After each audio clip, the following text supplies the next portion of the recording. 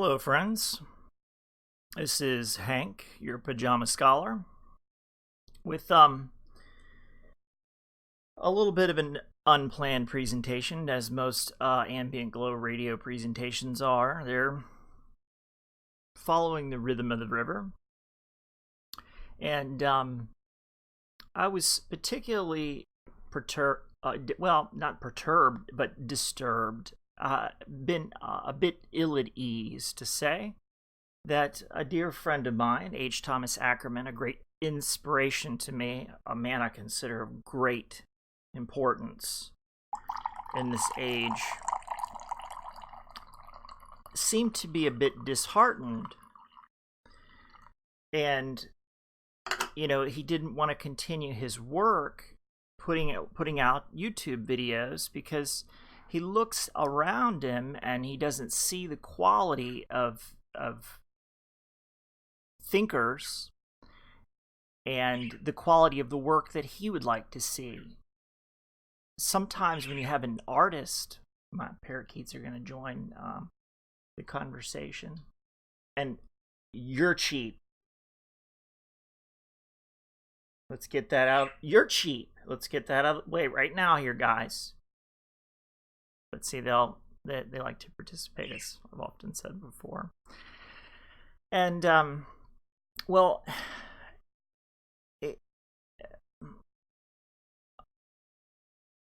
artist, I think, that works and that has such great insight, like H. Thomas Ackerman and many other artists and writers, get a little bit frustrated, I guess is one word, disheartened, lonely, confused, aggravated.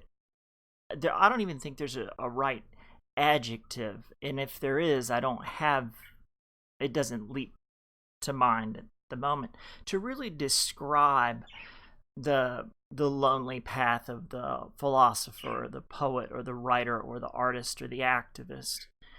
And a lot of times, when your work is not, you don't see that the inner world is not being reflected in things that you're seeking to find in the outer world.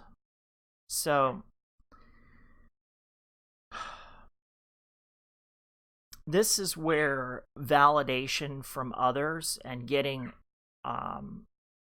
a sense of satisfaction from someone else, whether that be approval or in a search for an idea, is under the right guidance and finding the right teachers and listening to the right people, searching out the right information, absorbing the right information, is really is one of the many of the ways forward. But I've often said, and I continue to maintain, that the answers are in the past, and really there is nothing new under the sun, as we all strive toward building creative elements. We're basically, like I've talked about in one of my videos a long time ago about constructions, or the nature of human thought, about the constructions of, I think it was something to do with AI, machine learning, and real intelligence, consciousness, and constructions of creativity. And I tend to ramble, but I often I'm forced to restate what I've said before, and that's no thing. It's important to revisit yourself and revisit your ideas, because then you can see how much you've progressed and how much you've changed. But the point that I'm making here is that just because the quality of the ideas that you're witnessing and you're seeing, if you're in the maelstrom, maybe a quiet eye inside of a hurricane of ignorance, it's because more people that have not been exposed to these ideas are exposing themselves to these ideas and casting aside or trying to even start to move away from their preconceived notions and prejudices. And for a human being to do this, it's a very, very difficult thing. So I wouldn't expect progress to be rapid. I do expect progress to be made. But also, too, it's important to realize that inspiration and satisfaction and the true self is never going to... You can witness it in the outside world in the way that you perceive it, which is a reflection of the inner self. These are things that I've meditated on greatly, that H. Thomas Ackerman has taught me about the inner self, but the inner self and the outer world, and the reflecting of those two things to create reality. Reality in some ways being measurable and fixed, that's the outer world, and reality being measurable and fixed through a feeling, not necessarily fixed, but fluid, all of it illusory, if you really want to get down to it, which is why we will touch on élan vital. And my French is not that good. I tease a bit. What do they call it? Élan vital. Élan vital. Maybe I'll find a Frenchman and have him pronounce it for me, or a Canadian maybe. Few of those guys speak French. I don't know. Anyway, for some Canadians speak German. I mean, you never know where you find intelligent people with all manner of different sorts of abilities, and language is so important. And yet there's another digression, another aside. But the thing is,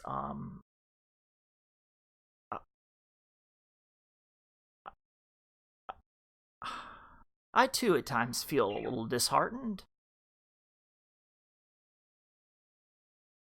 I do at times feel a little bit frustrated with, and I guess some people call them the normies that pervade, and then they come along and usurp and steal anything that's creative because they lack creativity themselves, and then they warp it, and then whatever presentation they make, they screw it up because they didn't have that original idea. Like, things are perceived not necessarily as an artist intends, but that too is a great beauty of art, that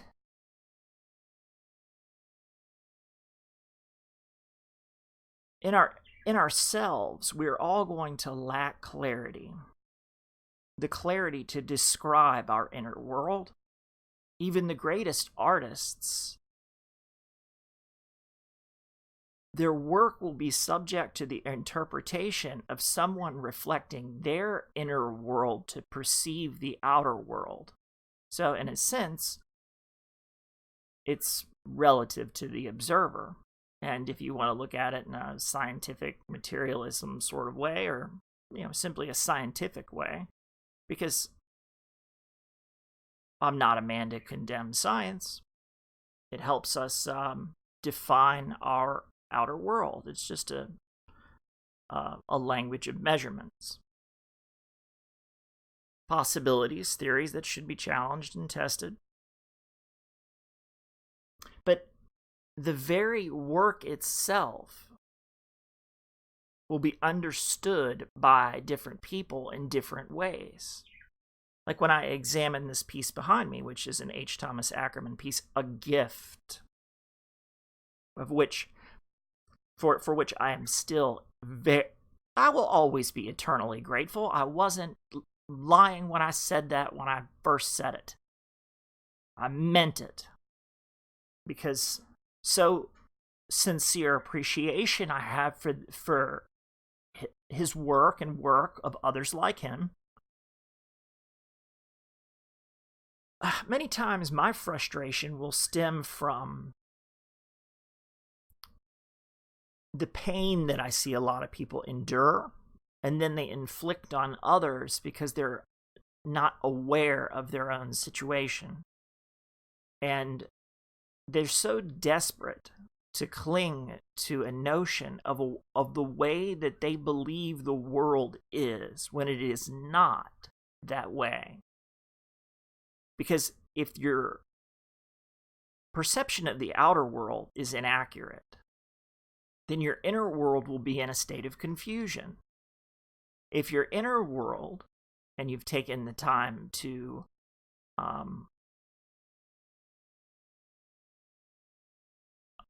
meditate and isolate, then you'll have the inner world clarity, or the spiritual clarity, to make sense of the outer world that may purposefully be designed to deceive. And then you can bring the two, either through study of the outer world, your inner world can bring a sense of clarity, like if you were to study great works of art, or read philosophy, or whatever you'd like to read. Even in a rag like the National Enquirer or the New York Times, there might be something useful there. I mean, or People magazine, maybe. Personally, I find time too valuable to waste on manufacture and disorientation. Although I don't mind, I'm comfortable with my discomfort when I am disoriented. So, what I wanted to do today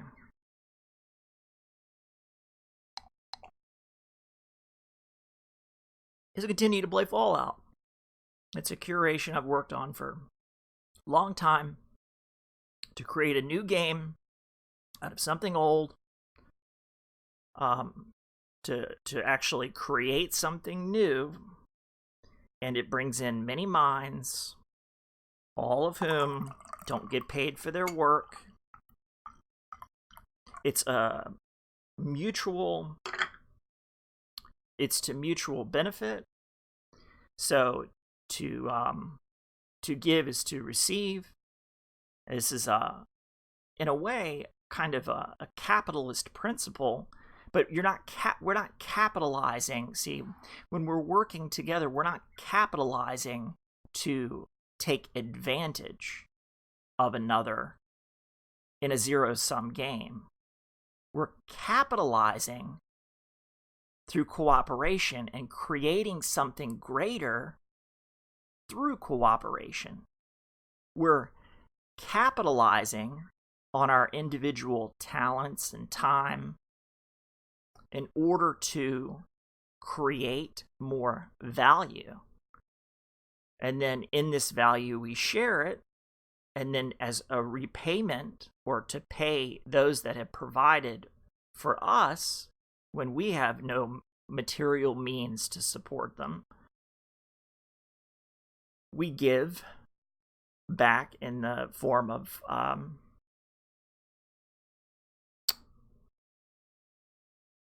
tutorial, or answering questions, or pointing people in the right directions to find the answers themselves.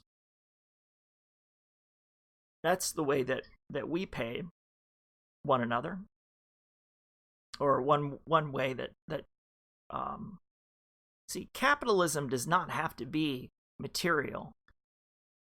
Like the stock market and things, the modern, I wouldn't call it capitalism, because it's not a free market, it's a managed market. And managed markets are always prepossessed with the physical, because that's the only thing that you really, other than human capital, which they cannot seem to value because they don't understand, because everything appears to be dispensable when you look at it by statistic and not by individual. It's the difference between the 400,000 foot view and the microscope. They're going to reveal very different things.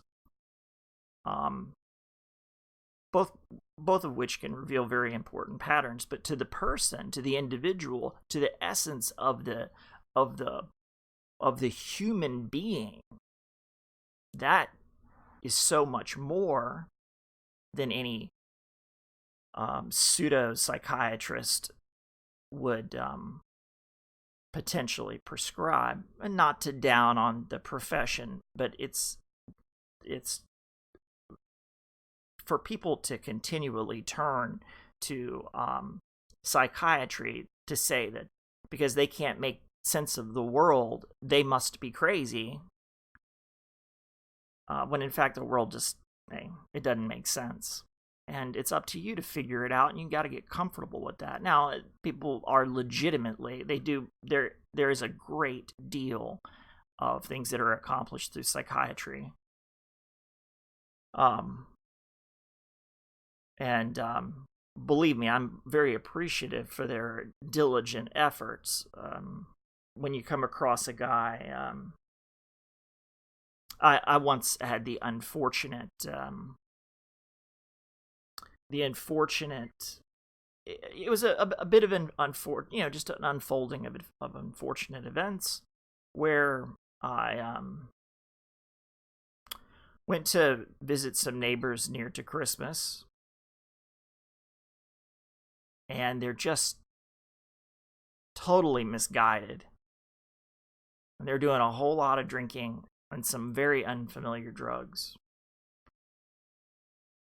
And I had not taken to the cups for quite some time, long time, so I didn't have the tolerance that I used to have, and I downed too much liquor too quick and ended up, well,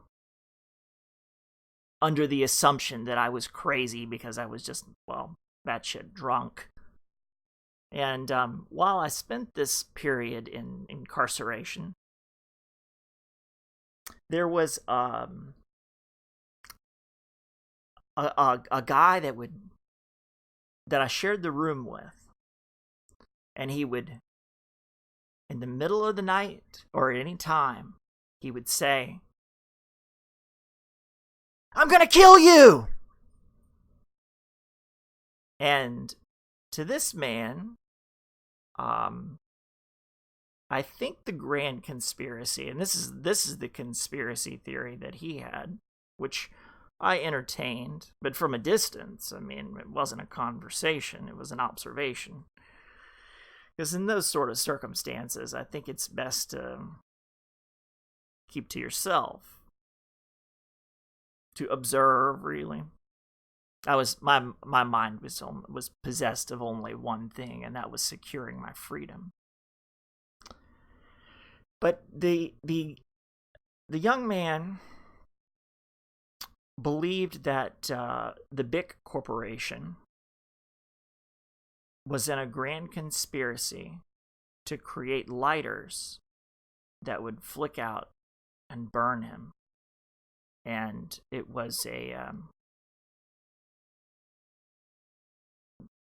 there was a complete and insidious plot by the Bic Corporation to burn this man through these lighters or whatever. Now, is the Bic Corporation? I ask myself, and I had plenty of time to think. And so I asked myself, could it be possible that the Bic Corporation was indeed in some grand conspiracy to create lighters in order to burn this young man? Or perhaps, was he crazy? I mean, the kind of crazy that could potentially be dangerous, and certainly the kind of crazy that it makes you a little uncomfortable to share a room with or even sleep. But I napped quite peacefully.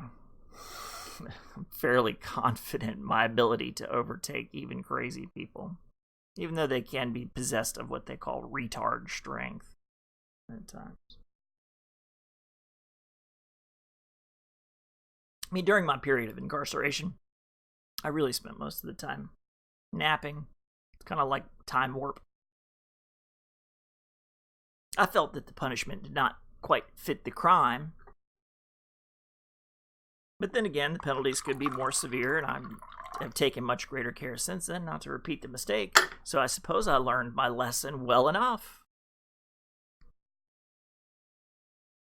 Even though I might be that type of stubborn bastard that really doesn't learn lessons when it comes to the care of myself very well.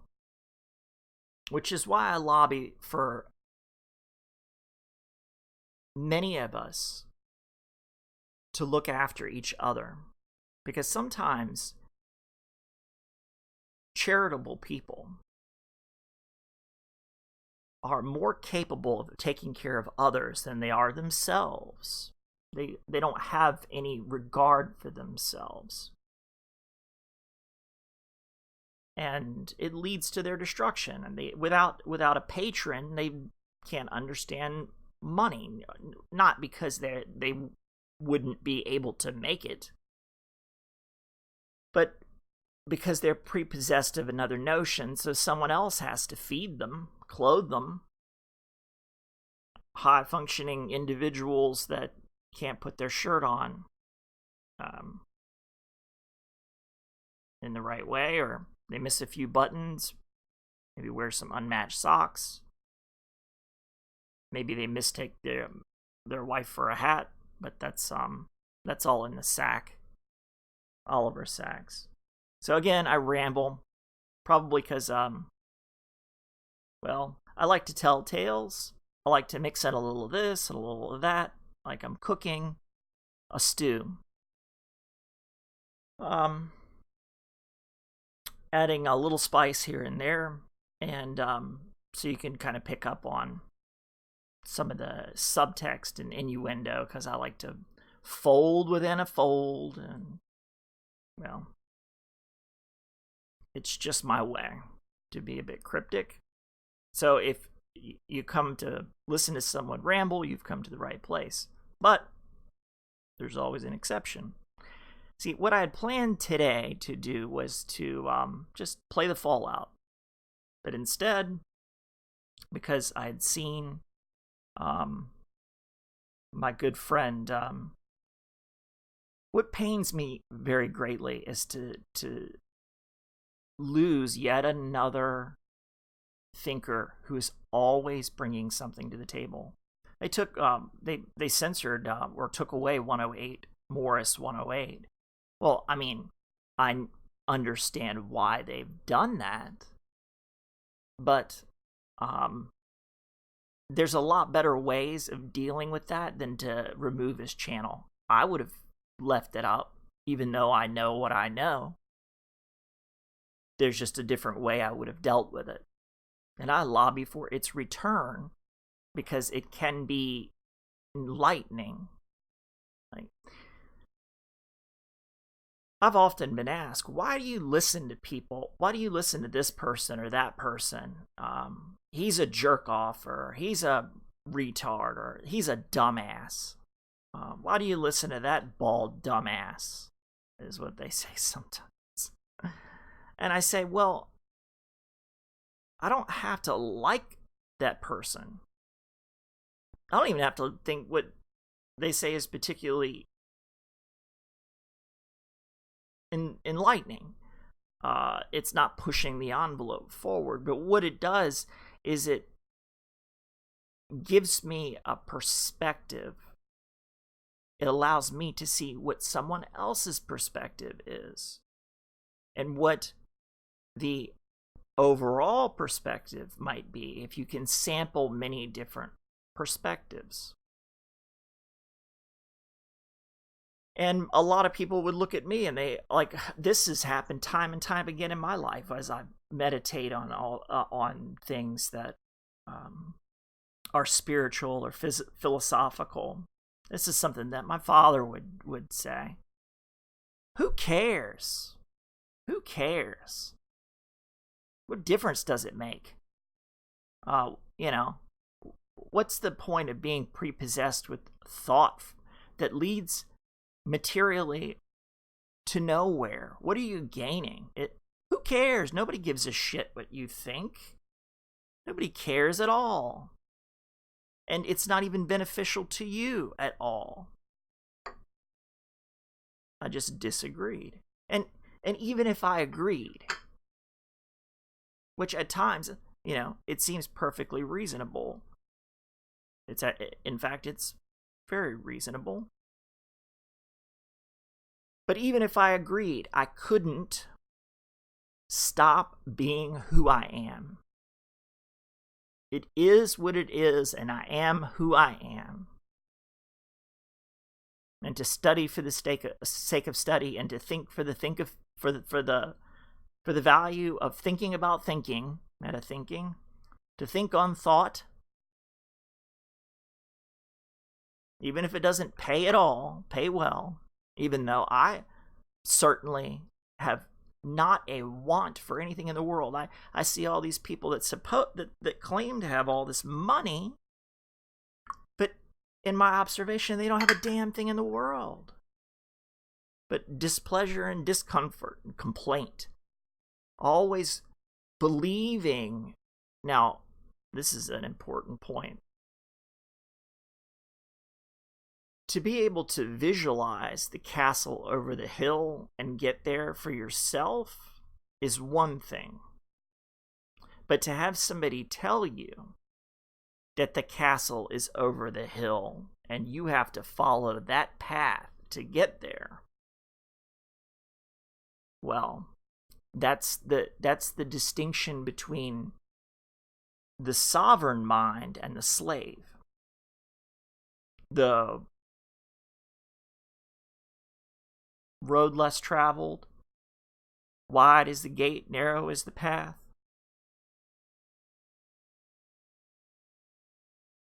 You have to find and visualize your own way, and to understand what way that is requires study. So,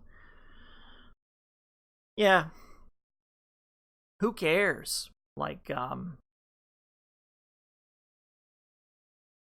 when I see some writers and things like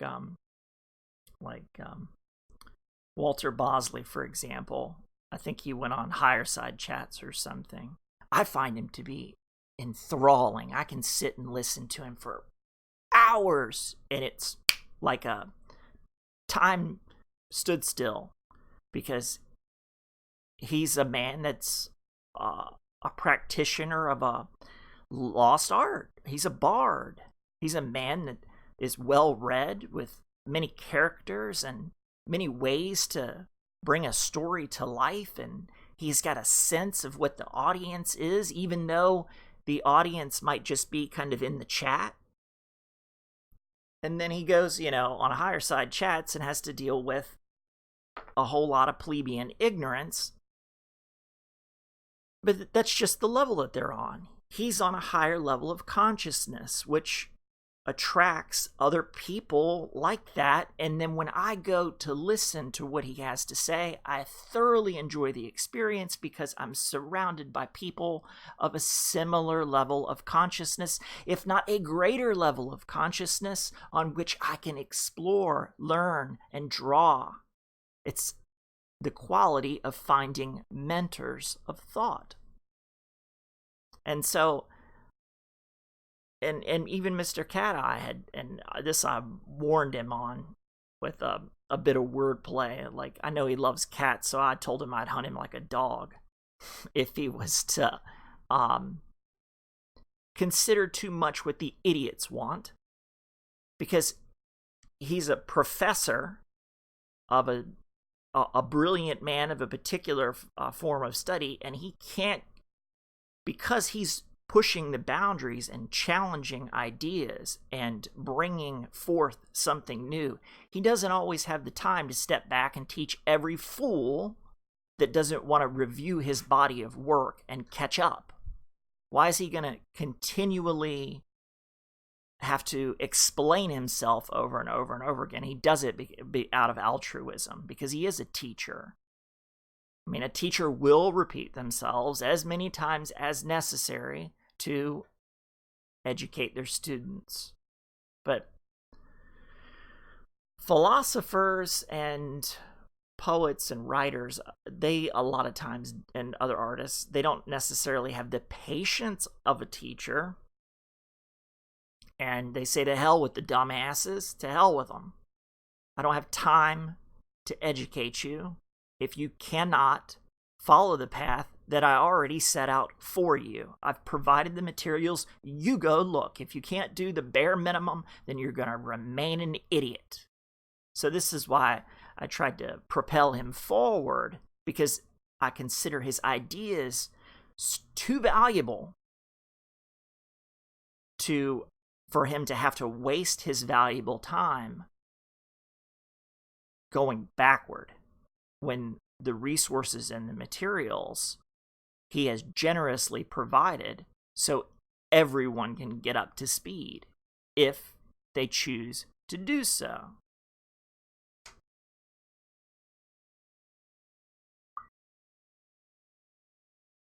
This is the thing I love about ambient glow radio.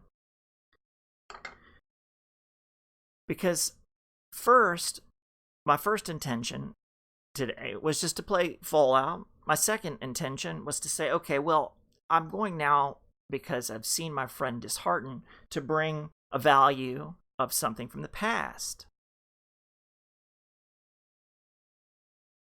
And just do a reading. And to even get to a reading, doing thinking about thinking, Bear is dangerously close to pulling my microphone cord out.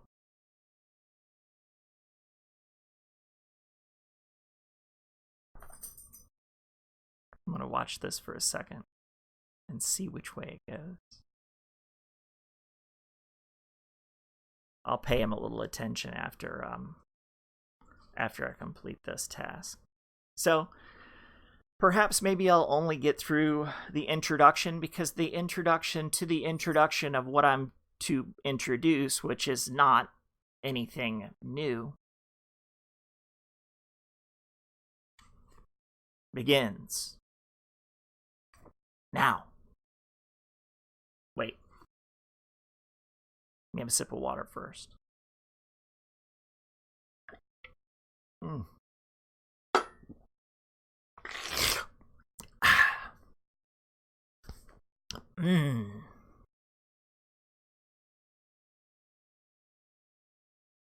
Now, the history of the evolution of life, incomplete as it yet is, already reveals to us how the intellect has been formed by an uninterrupted progress along a line which ascends through the vertebrate series up to man. It shows us in the faculty of understanding an appendage of the faculty of acting, a more and more precise, more and more complex, and supple adaptation of the consciousness of living beings to the conditions of existence that are made for them. Hence should result this consequence that our intellect, in the narrow sense of the word, is intended to secure the perfect fitting of our body to its environment, to represent the relations of external things among themselves, in short, to think matter. What was it? Mind over matter, never mind. Something like that. And being not having this work memorized, I'm reading it. I've read, bits and pieces here and there, but I'm reading it to you as I am reading it. So it will be clumsy. but I figured it would be more valuable, perhaps, to share it with you as I read it. So perhaps we can understand it together. And if you don't have free eyes or free hands to read, but your ears are open, you can continue on with your work while I read to you, and we'll explore this together.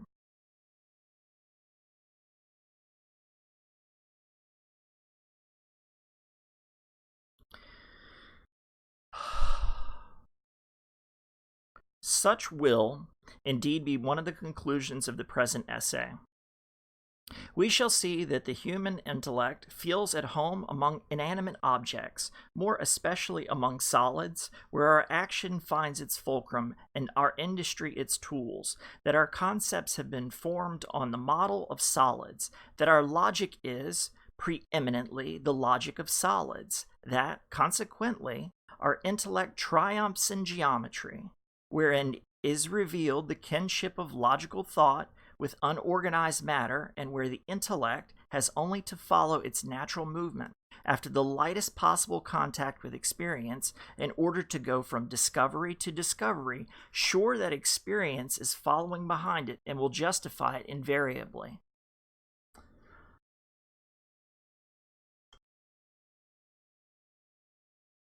My black tea is very strong.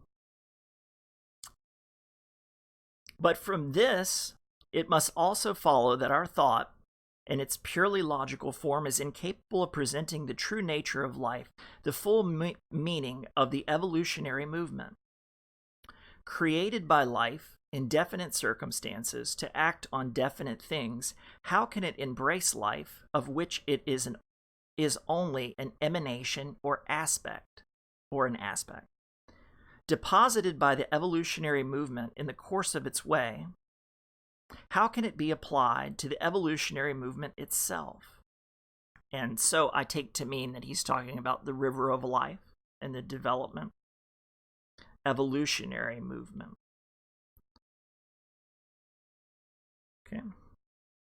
As well, contend that the part is equal to the whole, that the effect can reabsorb its cause, or that the pebble left on the beach displays the form of the wave that brought it there. In fact, we do indeed feel that not one of the categories of our thought, unity, multiplicity, mechanical casualty, intelligent finality, etc., applies exactly to the things of life. Who can say where individuality begins and ends, whether the living being is one or many, whether it is the cells which associate themselves into the organism, or the organism which associates itself into cells? In vain we force the living into this or that of... Let me try to restate that. In vain we force the living into this or that one of our molds. All the molds crack. They are too narrow, above all too rigid, for what we try to put into them. Our reasoning, so sure of itself among things inert, feels ill at ease on this new ground. It would be difficult to cite a biological discovery due to pure reasoning. And most often, when experience has finally shown us how life goes to work to obtain a certain result, we find its way of working is just that of which we should never have thought. Now, he's got a lovely poetic way of writing, and I love to read Henri Bergson's writing, but it's very difficult to read aloud. It plays better for the eyes and for the spirit than it does in ease on the tongue, because it's I believe it was initially written in French and translated into English, and well, everybody knows my French is not that good.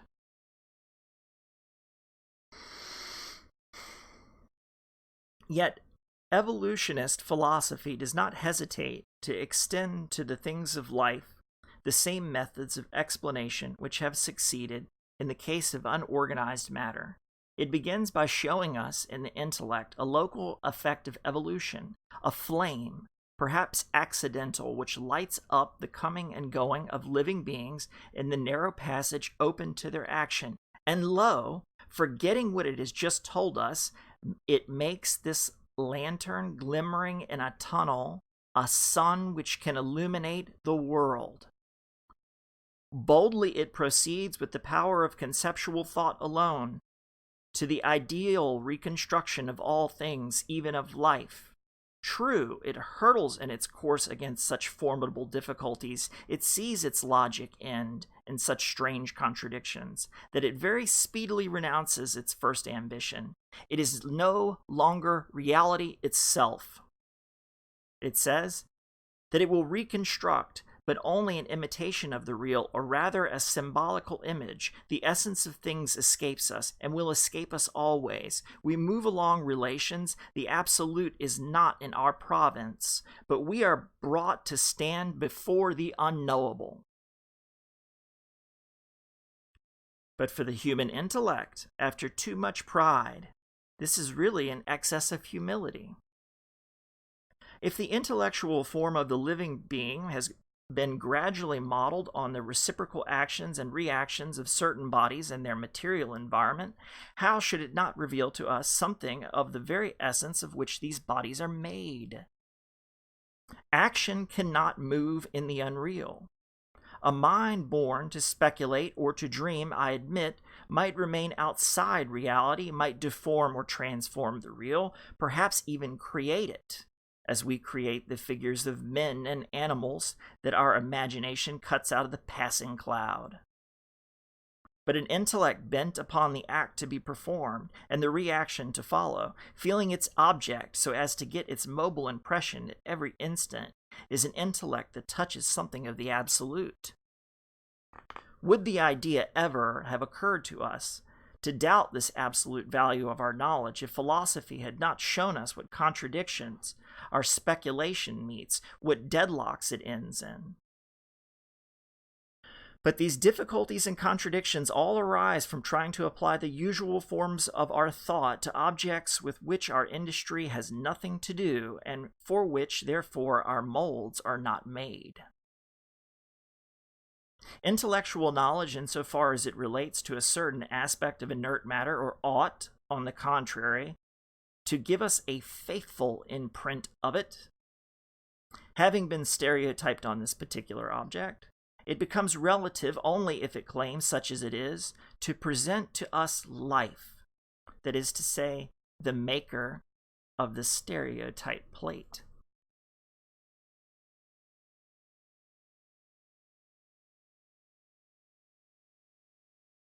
Check. Check. There's always a bit of chaos in things. Must we then give up fathoming the depths of life? Must we keep to that mechanistic idea of it which the understanding will always give us, an idea necessarily artificial and symbolical, since it makes the total activity of life shrink to the form of a certain human activity, which is only a partial and local manifestation of life as a result or byproduct of the vital process? And I'll repeat that. An idea necessarily artificial and symbolical, since it makes the total activity of life shrink to the form of a certain human activity, which is only a partial and local manifestation of life, a result or byproduct of the vital process. And he means this in a questioning way. We should have to do so, indeed, if life had employed all the psychical potentialities it possesses in producing pure understandings, that is to say, in making geometricians? Geometer? I would say geometers. But in this, he says geometrician. Something like that. I guess geometrician. See, this is why I seek wiser men. Because I would have to fetch the dictionary, look it up, but a wiser man, well, maybe not even perhaps more wise, but more educated, would at least be able to help me find a path to pronunciation. I mean, it is the epitome of ignorance. But the line of evolution that ends in man is not the only one. On other paths divergent from it, other forms of consciousness have been developed, which have not been able to free themselves from external constraints or to regain control over themselves as the human intellect has done, but which, nonetheless, also express something that is immanent and essential in the evolutionary movement. Suppose these other forms of consciousness brought together and amalgamated,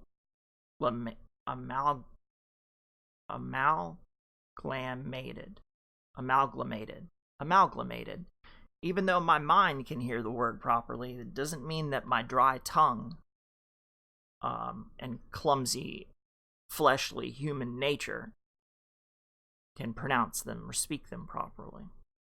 Clumsy and dumb, like a hand with 5 thumbs. But see, I like this. I like things that are not polished, things that are imperfect, because they reflect things that are human, so that we can, when we make presentations, they're not going to necessarily always be perfect unless there's a particular demonstration that is being made.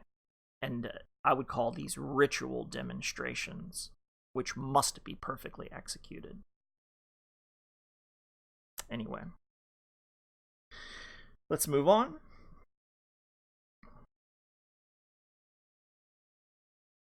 Oh, this is where I stumble. Amalgamated, or I'll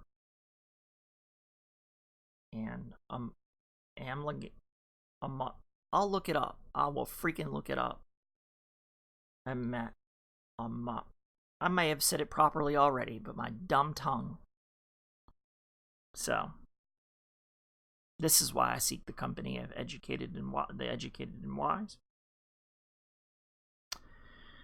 With intellect, would not the result be a consciousness as wide as life, and such a consciousness turning around suddenly against the push of life which it feels behind would have a vision of life complete, would it not? Even though the vision were fleeting. It will be said that, even so, we do not transcend our intellect, for it is still with our intellect and through our intellect that we see other forms of consciousness. And this would be right if we were pure intellects, if there did not remain around our conceptual and logical thought a vague nebulosity made with the very substance out of which has been formed the luminous nucleus that we call the intellect. Therein reside certain powers that are complementary to the understanding, powers of which we have only an indistinct feeling when we remain shut up in ourselves, but which will become clear and distinct when they perceive themselves at work, so to speak, in the evolution or evolution of nature. They will thus learn what sort of effort they must make to be intensified and expanded in the very direction of life. This amounts to saying that the theory of knowledge and the theory of life seem to be inseparable. A theory of life that is not accompanied by a criticism of knowledge is obliged to accept as they stand the concepts which the understanding puts at its disposal. It can but enclose the facts, willing or not, in pre-existing frames which it regards as ultimate. It thus obtains a symbolism which is convenient, perhaps even necessary to positive science, but not a direct vision of its object. On the other hand, a theory of knowledge, which does not replace the intellect in the general evolution of life, will teach us neither how the frames of knowledge have been constructed, nor how we can enlarge or go beyond them. It is necessary that these two inquiries, theory of knowledge and theory of life, should join each other and by a circular process push each other on unceasingly. Together, they may solve by a method more sure, brought nearer to experience the great problems that philosophy poses, for if they should succeed in their common enterprise, they would show us the formation of the intellect, and thereby the genesis of that matter of which our intellect traces the general configuration. They would dig to the very root of nature and of mind. They would substitute for the false evolutionism of Spencer, which consists in cutting up present reality already evolved into little bits no less evolved, and then recomposing it with these fragments, thus positing in advance everything that is to be explained, a true evolutionism in which reality would be followed in its generation and its growth. But a philosophy of this kind will not be made in a day. Unlike the philosophical systems properly so-called, each of which was the individual work of a man of genius and sprang up as a whole to be taken or left, it will only be built up by the collective and progressive effort of many thinkers, of many observers also, completing, correcting, and improving one another.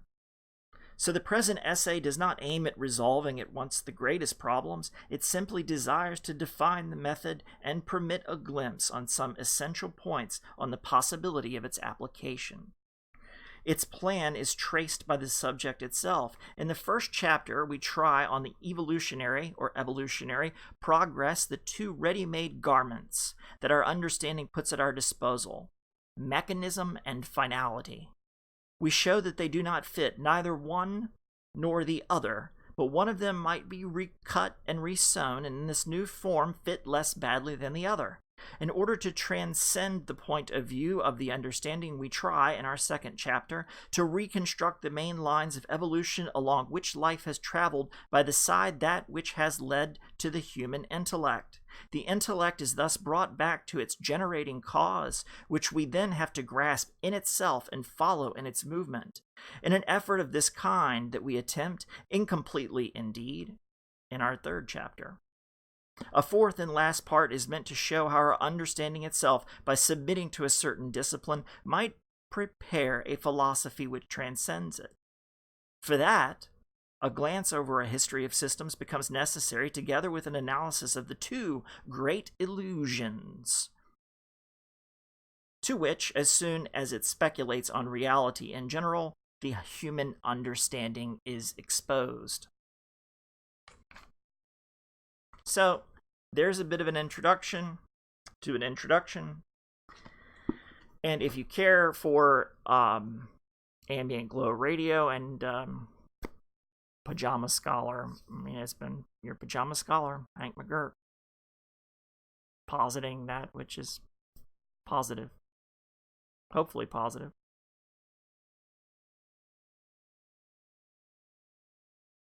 And it's only 9:30. Many more hours of the night to enjoy. It's been Hank. Catch you on the flip side.